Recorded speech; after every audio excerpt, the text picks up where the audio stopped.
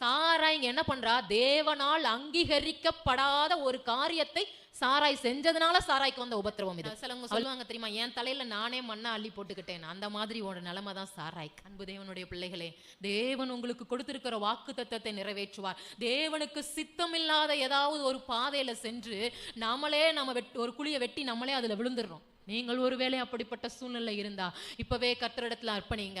ஆண்டவரே, நான் தெரியாம இந்த காரியத்தை செஞ்சுட்டேன், என்னை ஒரு விசையாய் மன்னித்து என்னை உயர்த்தி வைங்கன்னு கேளுங்க.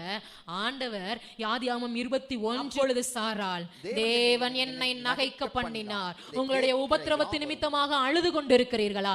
தேவன் உங்களை இப்பொழுது சிரிக்க வைப்பதற்கு ஆயத்தமாக இருக்கிறார். கர்த்தருடைய சமூகத்தில் அர்ப்பணிங்க. ஆண்டவரே, நான் உமக்கு சித்தமில்லாத காரியத்தை செய்து இந்த இடத்துல நான் போய் விழுந்துட்டேன். ஆண்டவரே, என்னை ஒரு விசையாய் மன்னிங்க. ஆண்டவருடைய கரத்துல கேளுங்க. உங்களை கரம் பிடித்து உயர்த்துவதற்கு, தூக்கி எடுப்பதற்கு ஆண்டவர் ஆயத்தமாக இருக்கு.